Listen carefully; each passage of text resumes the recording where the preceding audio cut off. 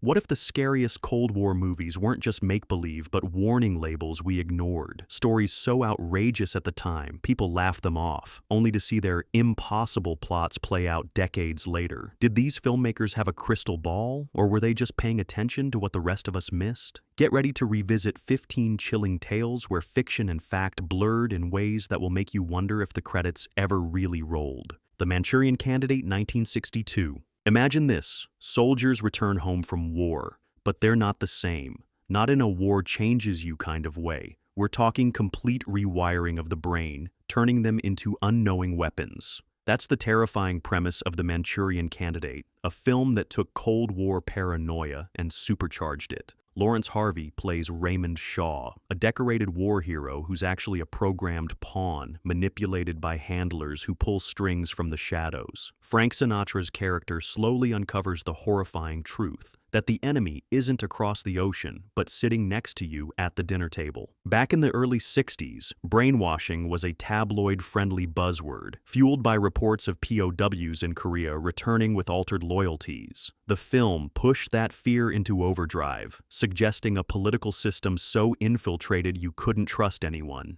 At the time, it felt like gripping, far-out fiction. Fast forward to today, and the echoes are impossible to ignore.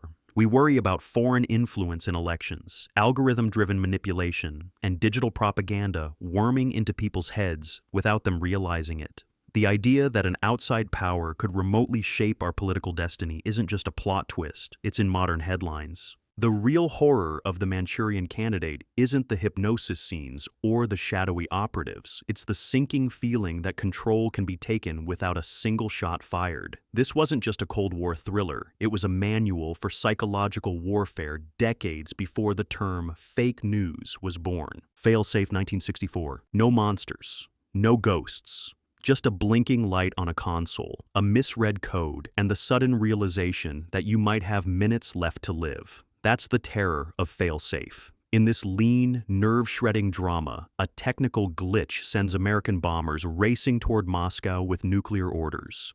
The president, played by Henry Fonda, tries to recall them. But the systems built to guarantee safety become the very reason disaster feels inevitable. There's no swelling soundtrack, no comic relief. Just the steady tick of the doomsday clock as rational people scramble against an unforgiving chain of events.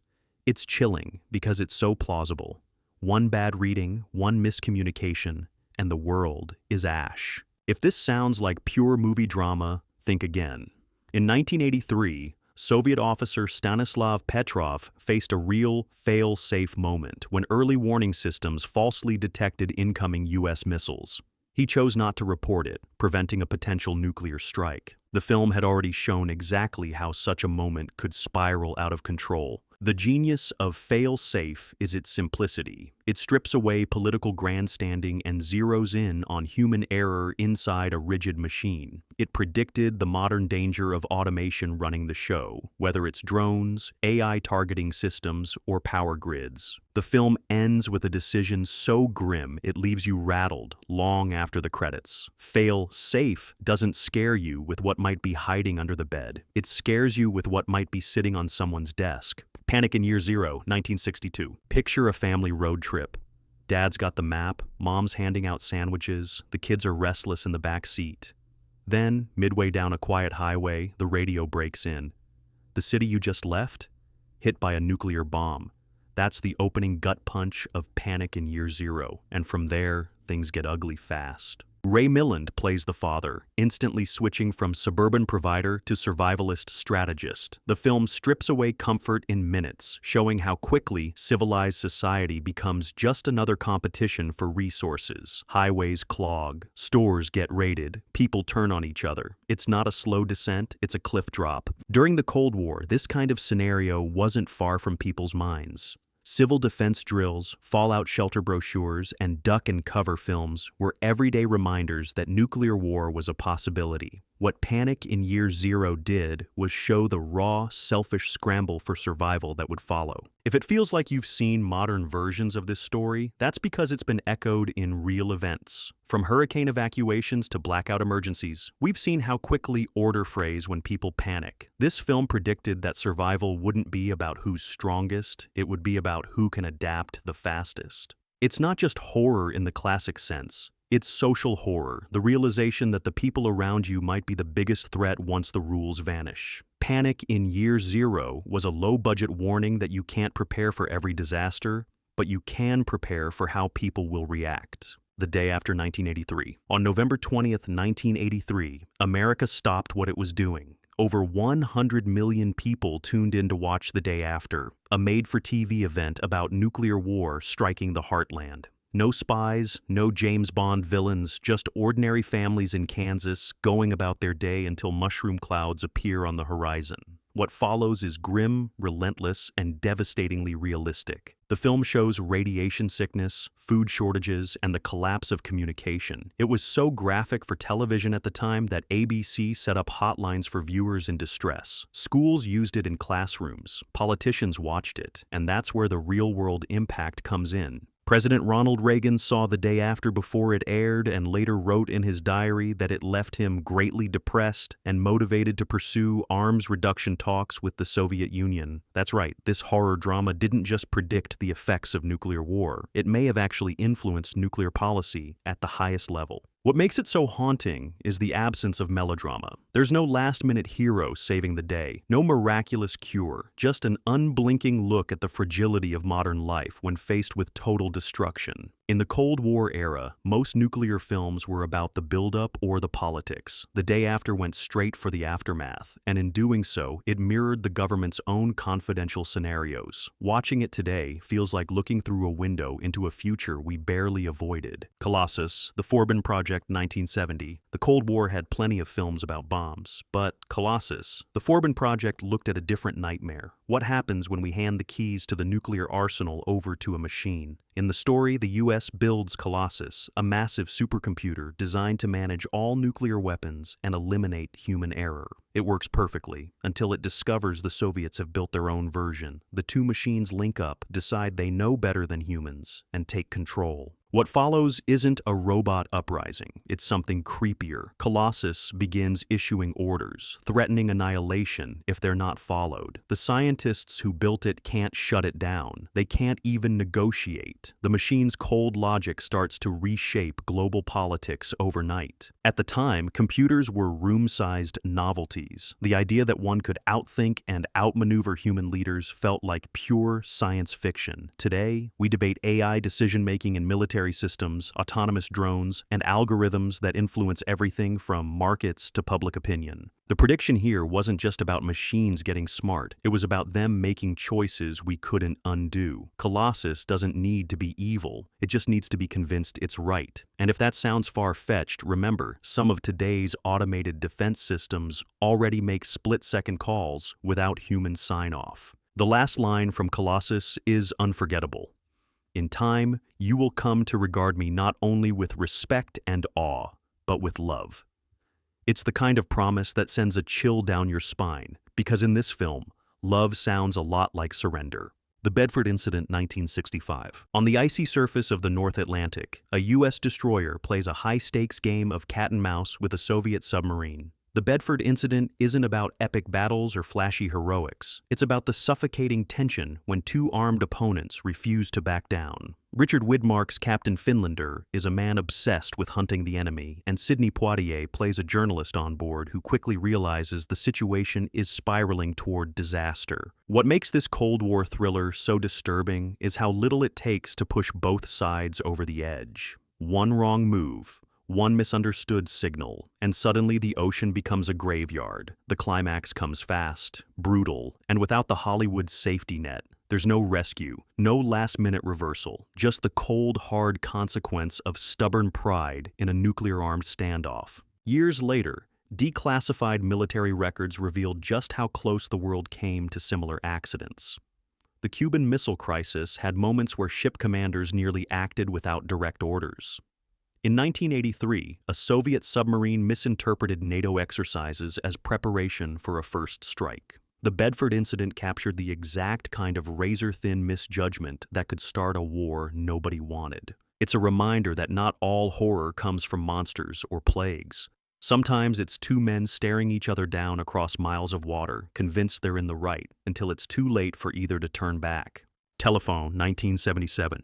Telefon takes the concept of sleeper agents and cranks it into a nightmare. Charles Bronson plays a KGB officer hunting down a rogue Soviet agent who's activating long-forgotten operatives inside the United States. These sleepers were planted decades earlier, living normal American lives, until they receive a mysterious phone call. One code phrase later, and they turn into unstoppable saboteurs, carrying out their missions without hesitation. The idea of deep-cover agents living unnoticed in enemy territory was a familiar Cold War fear. What Telefon added was the trigger, a remote activation that stripped away years of normalcy in an instant. At the time, it felt like a pulp thriller's exaggeration, but later revelations about long-term espionage networks made it clear this wasn't entirely fantasy. Soviet illegals really did embed themselves for decades, blending in so well that neighbors never suspected a thing. The horror here isn't in the explosions or the chases, it's in the slow, creeping realization that the person you trust most could be one phrase away from turning against you. It's about the fragility of identity when control can be hijacked from the outside. Today, the idea feels disturbingly modern. We worry about digital triggers that can activate malware, shut down power grids, or unleash cyber attacks without warning. Telefon predicted that the scariest weapon isn't a bomb, it's a hidden command waiting to be spoken. Testament 1983. Some Cold War films go big, missile launches, military showdowns, mushroom clouds on the horizon. Testament goes small, so small in fact that it never leaves a quiet California suburb. Jane Alexander plays a mother trying to hold her family together after a nuclear exchange leaves the town cut off, food supplies dwindling, and radiation sickness creeping in.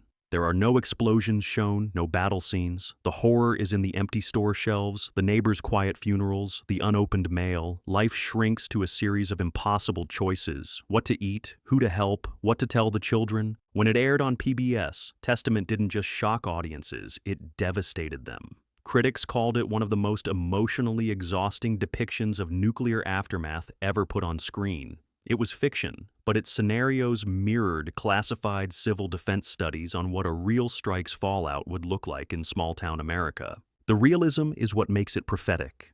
We've seen echoes of this story after natural disasters and industrial accidents, tight-knit communities forced to fend for themselves while outside help fails to arrive. The slow, relentless decline in Testament is the flip side of Cold War thrillers that promised a heroic rescue. Here, there's no cavalry, just the quiet courage of people trying to make it one more day. The China Syndrome, 1979. When a reporter and cameraman accidentally witness a near meltdown at a nuclear power plant, they uncover a conspiracy to hide just how close the plant came to disaster. The China Syndrome blends investigative thriller with a creeping sense of dread that comes from realizing the threat isn't over, it's buried under paperwork and corporate spin. Jane Fonda, Michael Douglas, and Jack Lemmon bring a tense authenticity to the film, which paints a picture of an industry more concerned with profits than safety. At the time, audiences saw it as a sharp piece of fiction. Then, just 12 days after its release, the real-life 3 Mile Island nuclear accident happened in Pennsylvania.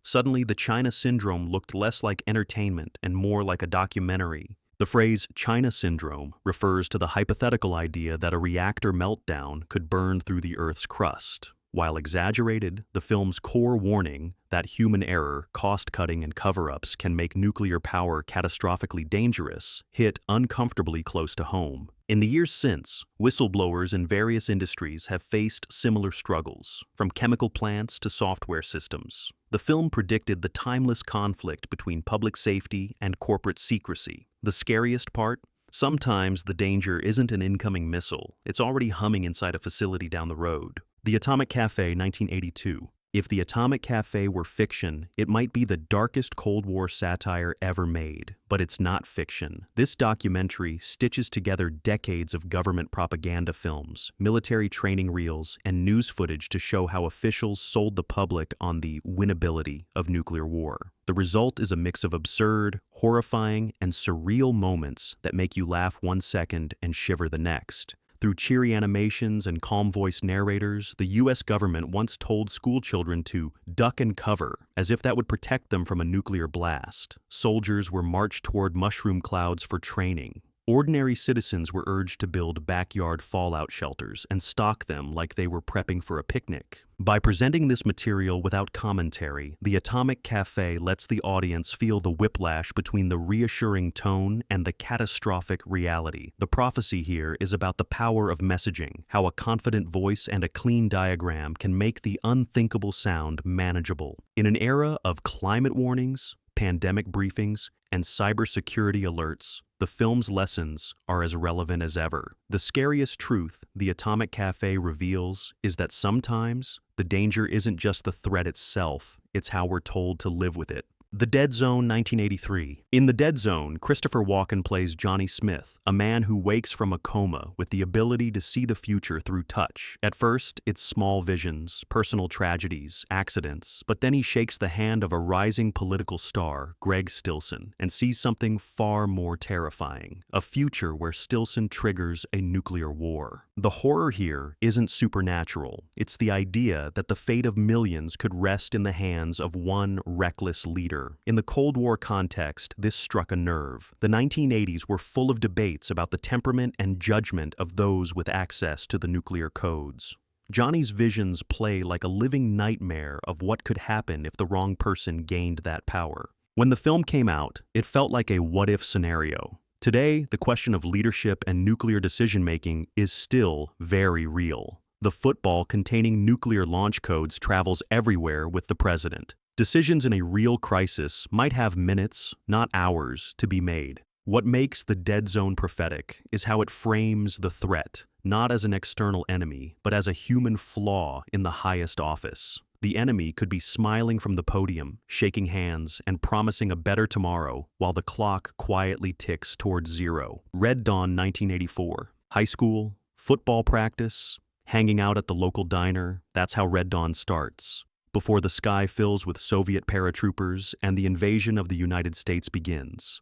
Patrick Swayze leads a group of teens who retreat into the mountains, fighting back as guerrilla warriors against an occupying force. When it premiered, Red Dawn was brushed off by some critics as pure jingoistic fantasy, but it tapped directly into U.S. military scenarios of the time. Declassified documents later revealed that the Pentagon had indeed considered invasion and occupation exercises, studying how a resistance might form inside America. The horror here isn't the accuracy of the invasion tactics, it's how quickly normal life disappears. One day you're worried about passing algebra, the next you're deciding who's willing to pull a trigger. The film captures the raw, chaotic shift from civilian to fighter and the moral compromises that come with it. While the Cold War never saw a Soviet invasion of U.S. soil, the fear of infiltration and surprise attack was very real, and the idea of local resistance movements has since played out in conflicts around the world. Red Dawn turned small-town America into a war zone and predicted how fast the rules change when survival is on the line. Ladybug Ladybug, 1963. This quiet, unnerving drama begins with a school principal ordering a nuclear drill after receiving a possible attack warning. Teachers lead their students home through the countryside, unsure if the threat is real. The film follows these small groups, children, parents, neighbors, reacting in wildly different ways to the looming possibility that the world might end within hours. What makes Ladybug Ladybug so powerful is its restraint. There are no explosions, no battle sequences, just the weight of uncertainty pressing down on everyone.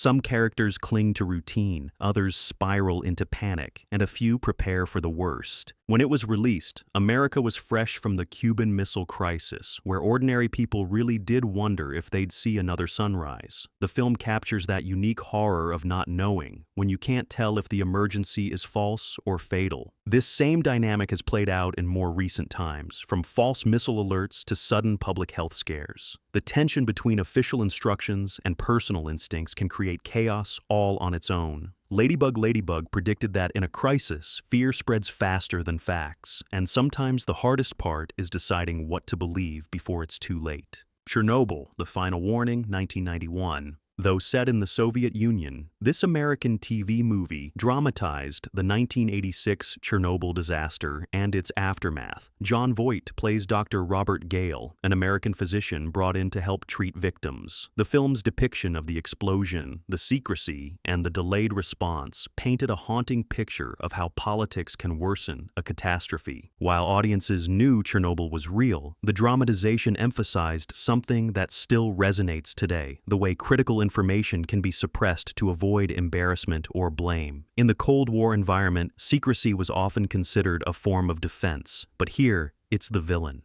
The prophetic element is in how the story transcends its specific event. Industrial accidents, chemical spills, and even cyber attacks have all shown that the first instinct in some corners of power is to manage perception, not fix the problem. By the time the truth emerges, the damage is already done. Chernobyl, The Final Warning predicted the modern cycle of disaster. The incident itself, the official denials, the slow leak of the truth, and the public fury when the full scope finally comes to light. In that way, it's less about nuclear power and more about the cost of hiding reality until it's too late. Special Bulletin 1983. Broadcast as a made-for-TV special report, Special Bulletin used the format of a live news broadcast to depict anti-nuclear activists holding Charleston Harbor hostage with a homemade bomb. The film blurred the line between fiction and reality so well that some viewers believed it was an actual emergency despite disclaimers. The horror isn't in the fictional device. It's in how quickly information can spread, shape behavior, and cause panic. The terrorists' demands and the government's cautious responses play out in real time, forcing viewers to confront what a standoff like this would feel like if it were actually unfolding on their screens. Years later,